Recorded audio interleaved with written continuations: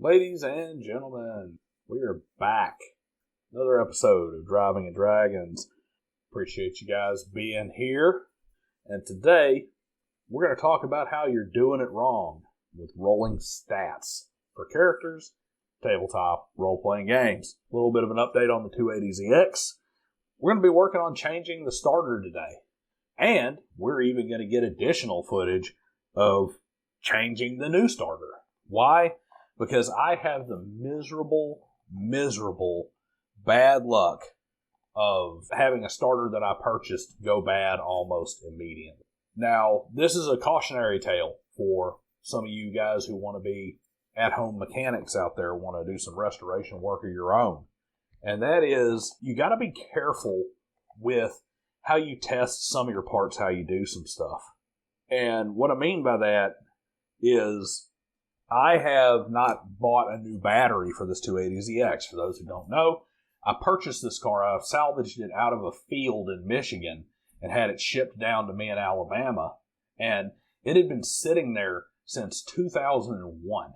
So for 23 years, this car has been sitting there doing nothing. So obviously, all the rubber parts were rotted out. There's a rat's nest underneath the fuel rail that had to be cleaned out.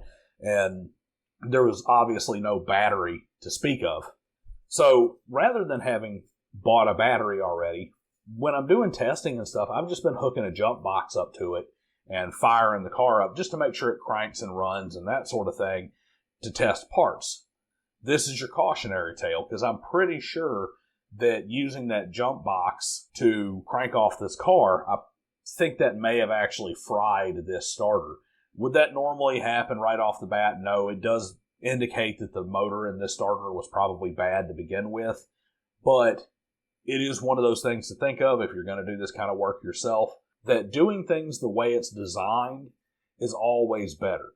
Jump starters, jump boxes, that kind of stuff is generally there for emergencies, and just like anything else in the world that's done for emergency that's good enough for now, it's typically not the thing you're going to want to do normally. You're not going to want to put an emergency splint on a broken leg and have emergency splint on the broken leg be the primary care. You're going to want to put the emergency splint on it to protect it till you can get it to a hospital and have it treated properly, stitched up, and put into a proper cast. Lesson learned. Now I'm going to have to wait on a warranty replacement for the starter. Moving forward, now that we've gotten past the 280ZX, is the topic of the day. And we're going to talk about rolling statistics and doing it wrong. This came up in one of the many Facebook groups and X forums and whatnot that I'm on, just paying attention to what people are saying and what people are talking about in the gaming world. And the discussion of rolling statistics came up. In particular, arguments over, do you do the 4d6 drop the lowest, arrange them the way you want to for Dungeons & Dragons? Is point buy better?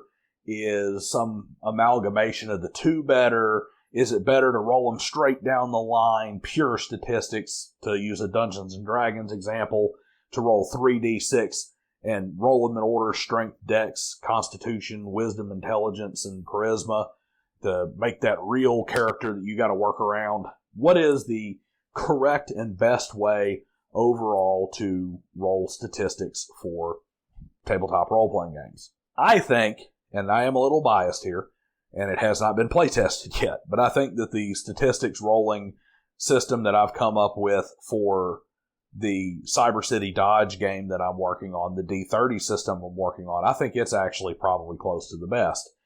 What I do in that system is I have what's called the genetic roll. For the 8 stats that I have, you roll a D12 from top to bottom, and that determines your genetic predisposition for a statistic. You might have a 1 in strength, which just shows that genetically you are incredibly weak, and it would be almost impossible for you to get to a really high level of strength without some kind of outside assistance. Or you might roll a 12 on that die, and is 12 the strongest in the game? No, 18 is the highest you can get naturally, or is the highest natural statistic you can get, and 20 is the highest you can get with cybernetic enhancement in that game. 12 is the highest you can have in his initial roll. Well, what is 12? Well, 12 is Arnold Schwarzenegger. he was born with incredible genetics for bodybuilding. Or it's Ronnie Coleman, who was born with incredible genetics for lifting big, heavy weights. All that means on my system, that genetic roll, which is done straight down the line, is these are the things that you don't get to pick in life. This is when you're born and you get the hand you're dealt. Then, I have not decided yet whether this will be rolled or if it'll be just a flat point buy based on how high-powered you want your game to be. You have what I call experience points. And I don't call them, when I say experience points, I'm not talking about, oh, you killed a goblin, you get 500 experience points. This is the experiential stats, experiential statistics. And what that means is, let's just say it's point buy for the sake of argument here, and the point buy is 18. You have 18 points that you can distribute as you wish to the different statistics on your sheet. And these are to represent what you have done in life, both as a child and as a young adult, preparing yourself to move forward in the world. So, for instance, I could have somebody who has an agility score that's only like a 5 or a 4, which is a little below average. But they put 6 points into it, and they're up to a 10 or a 12. Well, that brings them to kind of an average level competitive vitality because they put in more work than somebody else, for instance. Or they may even put in 10 points, and they've got like a 16, which is extremely elite level of dexterity. Well, they were born with below average, but they put that much dedication and time and training into it to get it that high. And that's where their character starts out at, because, yeah, you may not have been, say, born with the genetic gift for weightlifting and for strength, but daddy put you out in the fields to work hard. You got into the gym. You lived in the gym. You got sick of being bullied as a kid, so you pumped iron and worked hard. And by the time you were 16, 17 years old, you were benching 3 plates for sets of 15 and deadlifting 400 plus pounds and knocking out 315 pound squats, et cetera, et cetera. You were putting up some very respectable numbers. Why? Because you spent your time in the gym. So that's how my system rolls stats, and I think that is a great way to do it. And we'll see how the playtesting comes out. But the meat and potatoes of what I'm talking about when I come into rolling statistics.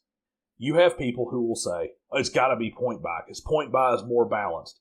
The randomness of rolling stats, there's nothing like having your character ruined because you have bad statistic rolls. And you have other people who say, them's the breaks. It's more realistic for you to have no influence over your statistics. You need to roll straight down the line. And then you have people who say, well, the randomness sometimes gives you ideas. And here's the thing. They're all right. Every one of them is correct. I think point buy is the worst for a couple of reasons. And this is where you're really doing it wrong. And this is the argument against a point buy based system. When you balance a tabletop role-playing game, you are not balancing the characters against each other. That's not how it's supposed to work. You are balancing the character as a piece of a whole against the game world. So, for instance, if you run 4d6 drop the lowest and assign the statistics, that player character is going to be inherently more powerful than the average NPC character, the average character in the world, because they say the average statistics are supposed to be, 9 and 10 or 10 and 11, so 9 to 11 is supposed to be your average statistic. If you're running 4d6 drop the low and you're arranging them how you want to, your average score is going to be more along the lines of 12.5 to 13, and you are putting them in the optimized position for what you're going to play, which makes your character inherently more powerful than the average bear throughout the game world, and that gives you a more superpowered character. And your classes and your stats and everything else are to be balanced as part of a whole. And when I say they're balanced as part of a whole, what I mean is you don't need to be balanced against the fighter. You need to be balanced to fill a role in the party. You are good at filling whatever your role is, if you're, say, a cleric or a wizard or whatever. So, balance is misunderstood because they think about it in terms of a video game, and they think about it in terms of like PvP, this is not a video game like a Skyrim or a Fallout or something. This is a video game like an MMORPG, like WoW or something, where you have to fight against other players, so there has to be that balance against other players. Every class has to have counters and such, and all the statistics have to be within a very tight range so that they're all fair.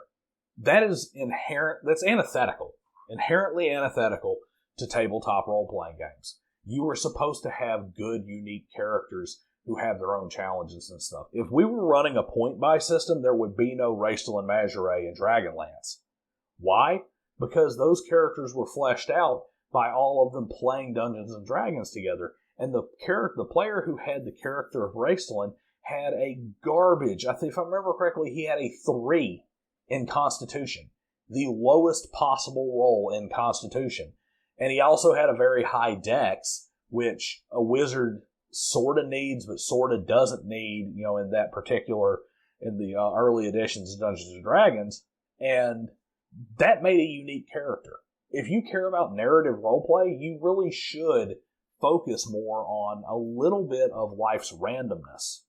That brings me to the point where I talk about the character rolling, the die rolling method, and how people get that wrong.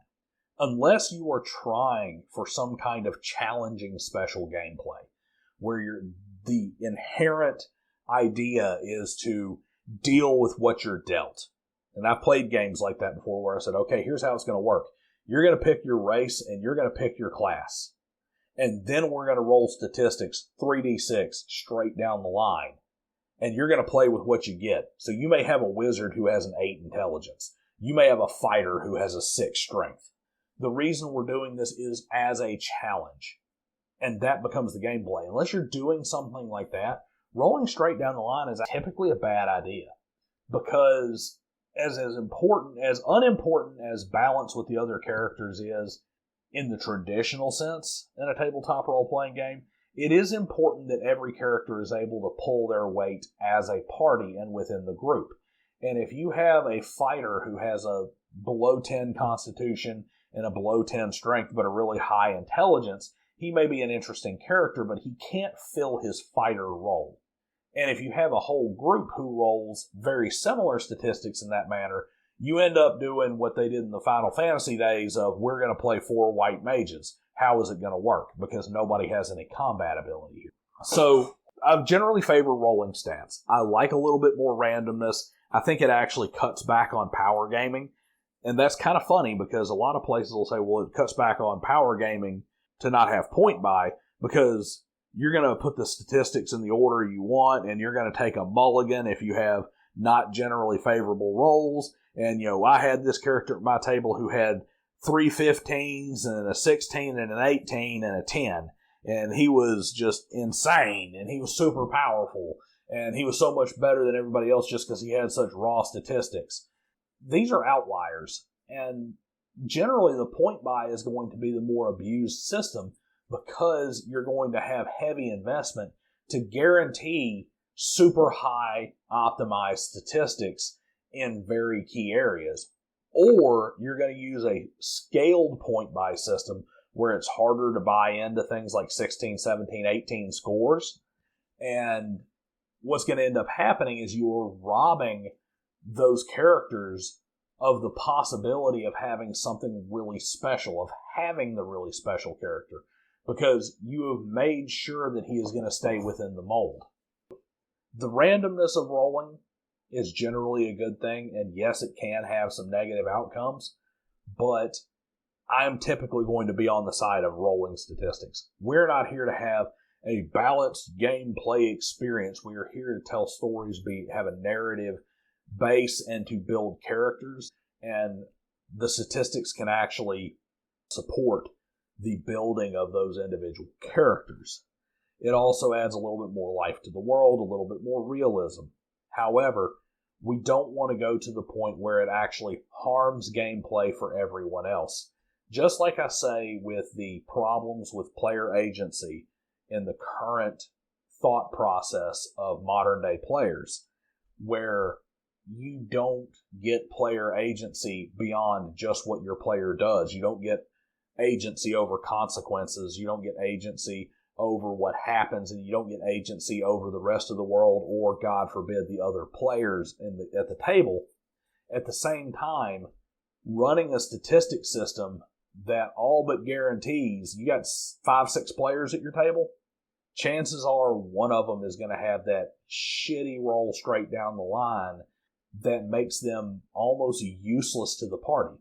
And just like the wheelchair accessible dungeon characters, you have to ask yourself, we're going into combat, we're going into battle, we're going to go spelunking into these caves, diving into this ancient tomb, fighting all manner of undead and monstrous creatures that are already stronger and faster and more vicious than us, and they're venomous and they have magic and all kinds of other stuff.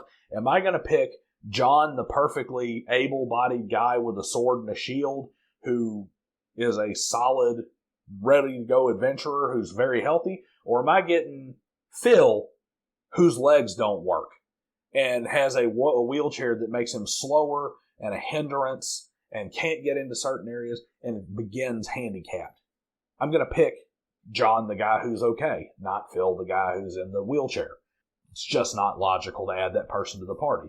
Same thing, if I have a sickly kid who is coughing up blood all the time because he's got 14 different kinds of asthma and 3 other various physical ailments, and he can barely curl a 5-pound dumbbell, and so he can't even carry his own sack, he can barely lift his sword, and at the same time he's clumsy as hell, and every time he tries to pull a bow, he ends up, shooting some random squirrel off to the left somewhere, or he drops the arrow and shoots himself in the foot because he's got no dexterity, and at the same time, he stinks, and he has all the social graces of a turd in a punch bowl, and he also has Coke bottle lens glasses and can't see anything, and he's dumb as a sack of rocks. I'm not going to put this person in my party. It's just like he's too much of a hindrance.